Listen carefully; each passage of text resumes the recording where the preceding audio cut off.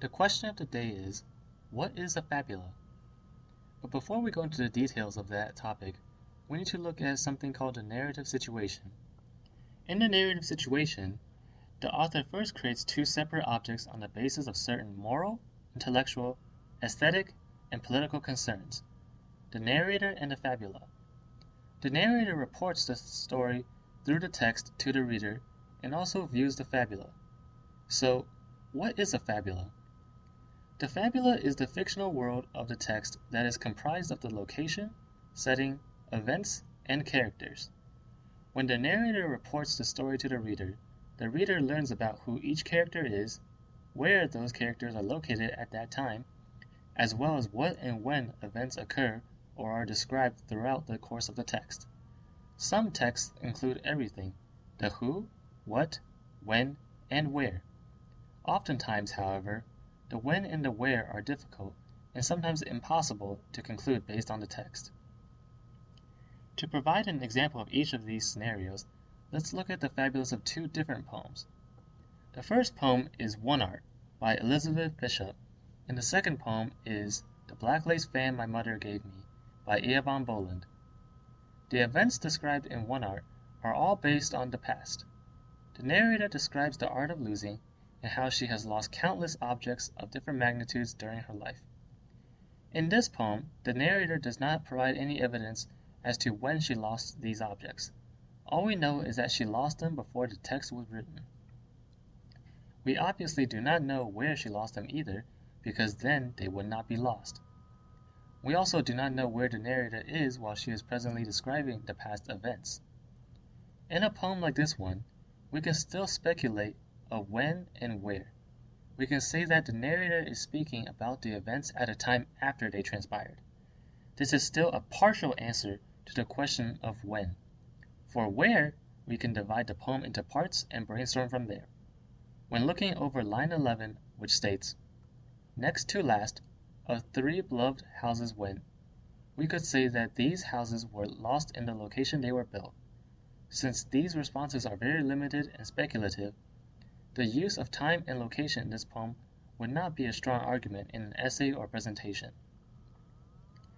Unlike One Art, The Black Lace Fan My Mother Gave Me provides detailed information about the who, what, when, and where in the fabula. In this poem, the narrator also presently describes past events, but we have a solid indication as to when and where those past events occurred. The past events involve a man and a woman who are in love, but experiencing problems. The woman is the narrator's mother, and we can hypothesize that the man is her father. In the description given by the narrator, the man gives the woman a black lace fan, the first gift he had ever given her. Lines 1 through 3 mention how the fan was purchased in the Galeries Lafayette in pre-war Paris. The Galeries was a 10-story building located in Paris prior to the start of World War II in 1939.